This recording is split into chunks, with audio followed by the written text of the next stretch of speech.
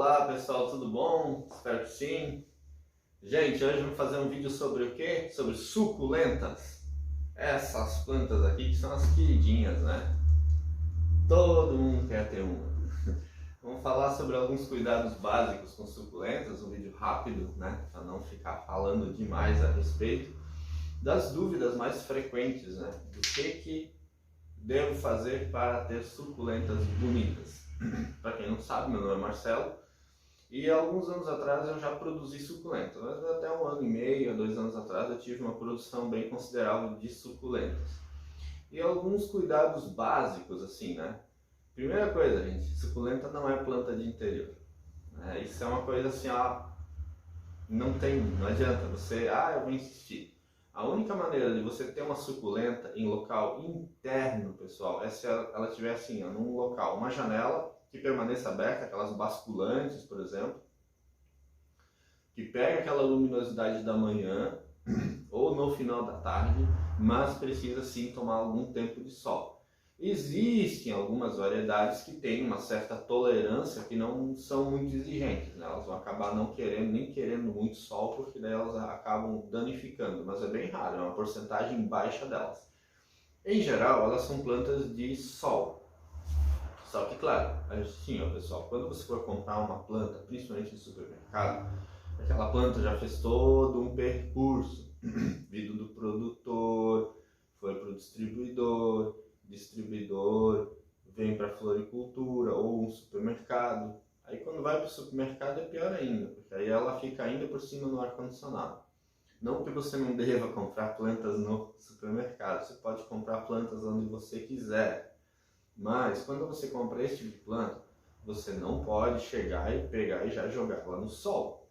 Aí certamente ela não vai resistir, porque ela já pegou alguns dias só de sombreamento e ela começa a produzir um pouquinho menos daquela substância que a protege, né, desses raios de sol. Mas isso não quer dizer que ela está adaptada à sombra. Isso é um exemplo clássico que eu tenho aqui, ó. Essa é uma planta que ficou muitos dias dentro. Olha só o que está acontecendo com ela. Ela simplesmente está se desmanchando, ó. Não sei se dá para ver. Aqui, ó. Começa a apodrecer, literalmente, ó. Toda a planta está danificada. Vai morrer? Não.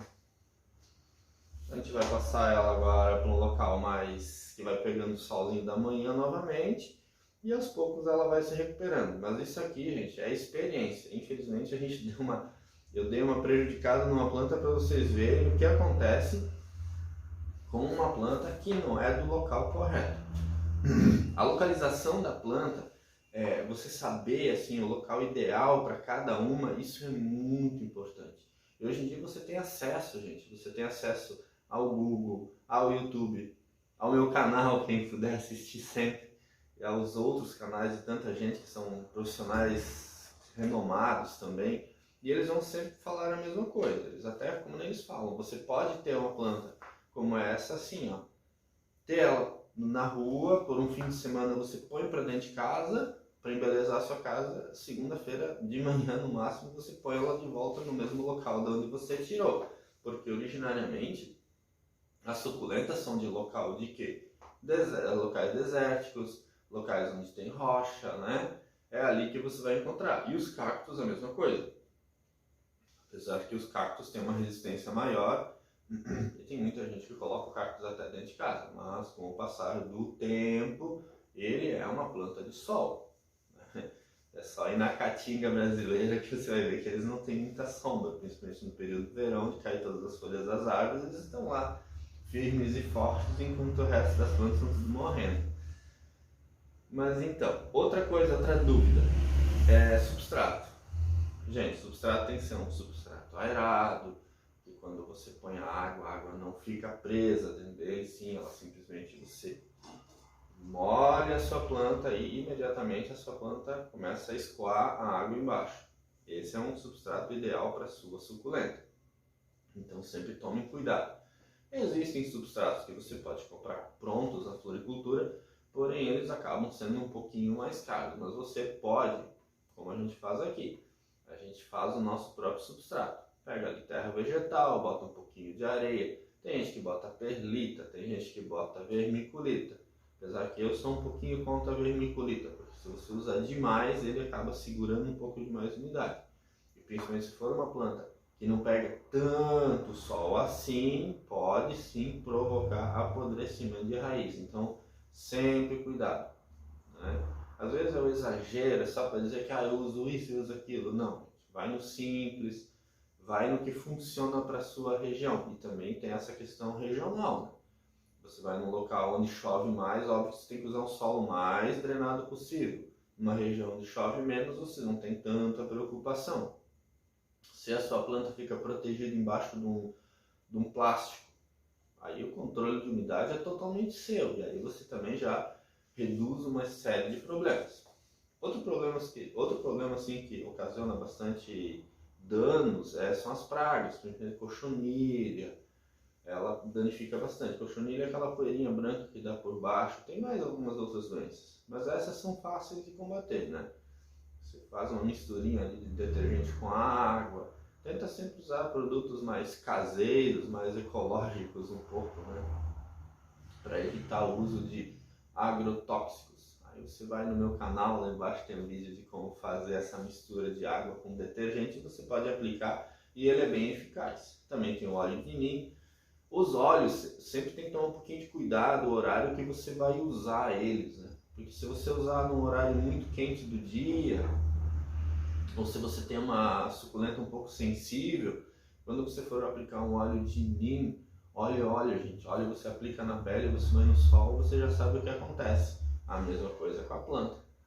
Pode ocorrer queimadura, sim. Mas se você usar no horário certo esse óleo de neem, você não vai ter problema nenhum. Então pode usar sim, não deixa de usar, não deixa a sua planta morrer, porque você vai ficar com medo que queime a sua planta. A única coisa, utilize sempre no final do dia e deixa a planta 2, 3 dias um pouco mais protegida do sol, que isso também vai ajudar. Principalmente no verão, né? Tem que aumentar um pouquinho mais o cuidado em relação a esse tipo de ação, né? Então, sempre um pouquinho de prudência não vai fazer mal nenhum.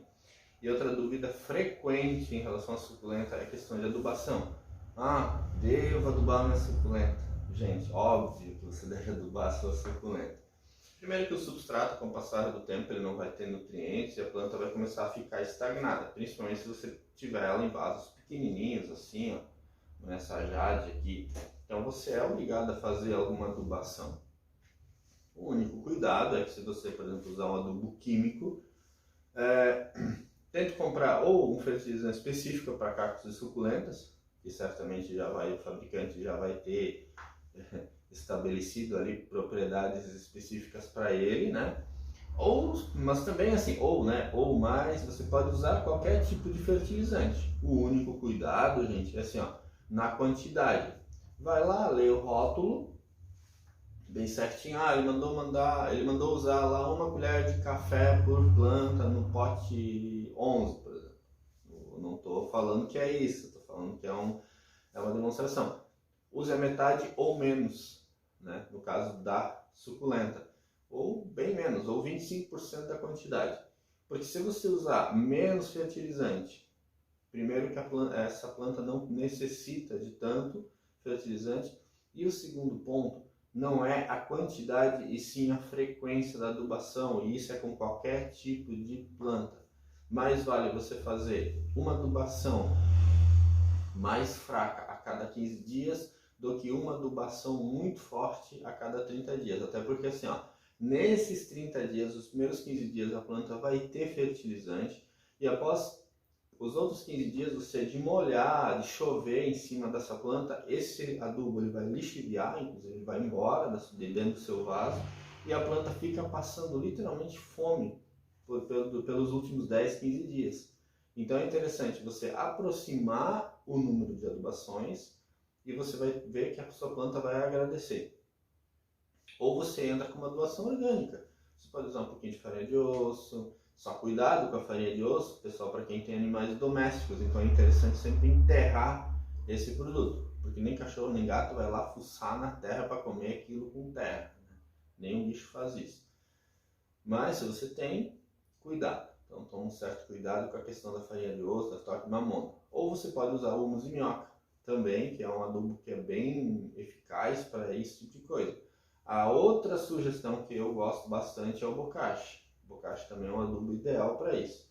Mas aquela história, né? O bokashi você também vai usar a metade da quantidade indicada pelo fabricante. Não há necessidade, como eu falei, aproxime as adubações e você vai ter uma eficiência maior para suas suculentas do que se você ficar fazendo adubações muito intensas e por períodos muito distantes entre uma adubação e outra. Bom, eu acho que por hoje é isso, né? Para mais detalhes, a gente vai ficar falando mais ainda sobre suculentas. A gente deixa para um próximo vídeo, tá bom, pessoal? Então tá, agradeço a todos, um grande abraço e até o próximo vídeo.